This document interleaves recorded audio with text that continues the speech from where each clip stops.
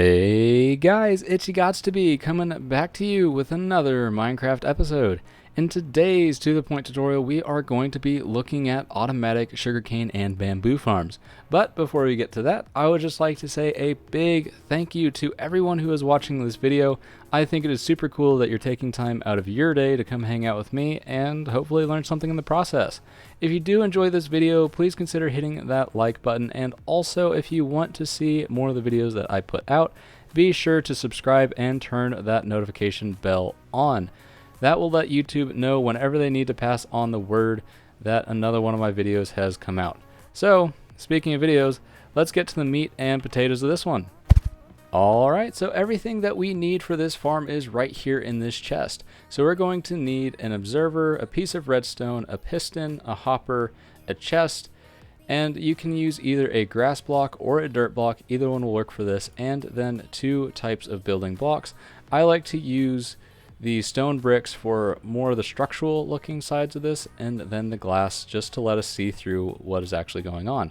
So let's get all this into our inventory and I'll start showing you how to put it together. Alright, so once you have that in your inventory, the only thing that you need to do now is pick a place where you want to build this farm. So we're going to go ahead and build it right here. If you are wanting to make the sugarcane version of this, make sure that you place a bucket of water directly adjacent to that block you're wanting to grow your sugarcane on. Otherwise, you won't be able to plant it and you might be left wondering why. The next thing we need to do is place ourselves a block directly on top of that water source, and then a piston on top of it like that, facing towards the block we are going to be growing our sugarcane on. And then we'll need to come back behind this construction and place the observer down like this. Once you have that set, all you need to do is place yourself a block on the back of the piston and then a piece of redstone on top of that block, and there you go. That's all you need for this farm. Now, for those of you who are unfamiliar with redstone and how observers work, the way this system is going to be functioning is this block right here is going to be waiting for an update to happen directly in front of it, so then it can send a redstone output to this line here, which then powers the block directly beneath it and allows that piston to extend. So if I were to place a block directly in front of it like this, you can see that piston is extended for a brief moment. And the nice thing for this is whenever your sugarcane or bamboo grows to 3 high, it will automatically break it for you.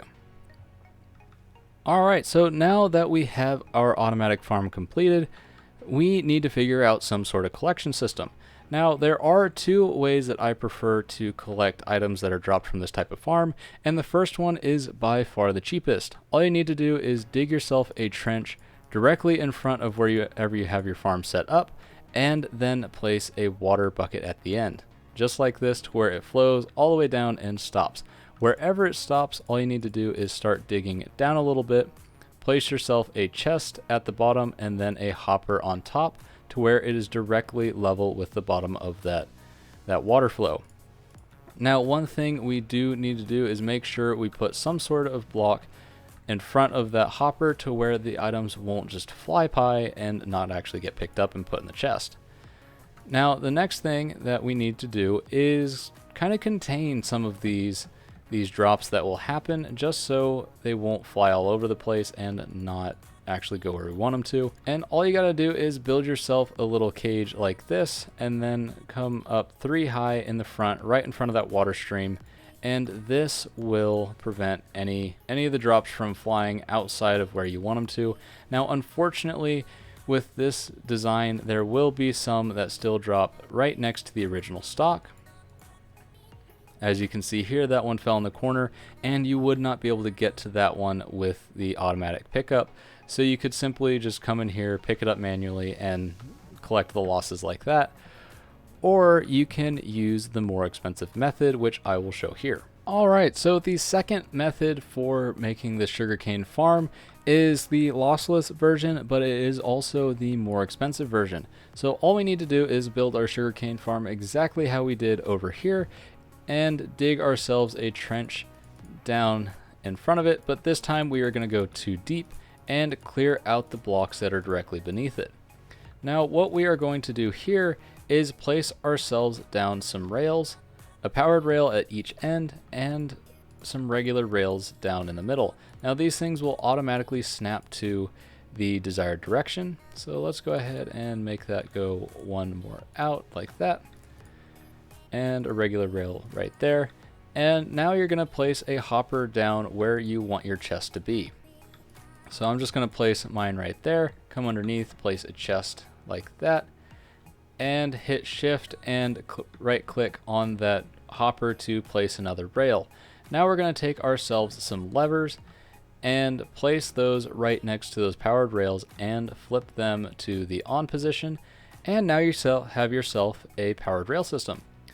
The last thing you need to do here is place a rail down on that powered rail, and it's going to move back and forth. So the nice thing with this system is whenever the sugarcane breaks and falls down, it will be picked up by that hopper minecart and dropped into the chest here. So the last thing that we need to do is just take some glass and fill in the front so that it looks something like this. And yeah, whenever that sugarcane is broken now, it will be picked up by that hopper minecart, and well, it should be picked up by the hopper minecart and not me, and get put into that chest. The unfortunate thing with this design though is it gets very expensive on the iron front of it, because the hopper minecart actually takes 10 iron to make, because it's 5 iron for the hopper and then 5 iron for the minecart. And also for a stack of 64 iron rails, it takes 24 iron to put those together. So if you are wanting to make this type of farm on a very large scale and you need lots and lots of iron, I highly recommend you jump over to my iron farm tutorial video. I'll have the link down in the description for that, because it is a really easy one to build, and it actually kicks out quite a bit of iron. Alright, that is all I have for you today. This farm is super simple to make. It is super easy. It doesn't take a whole lot of resources. I mean, the hardest thing to get is going to be those observers, because you do need some nether quartz, which requires that trip to the nether. But beyond that, it's pretty easy to put together. Also, if you want to make this lossless design, go ahead and check out my iron farm tutorial. Like I mentioned earlier, iron rails, minecarts, and hoppers take a lot of iron, and if you're wanting to build a really big farm, you're going to need a lot of iron to do so. But as usual, I'm you gots to be, and as always, I gots to go.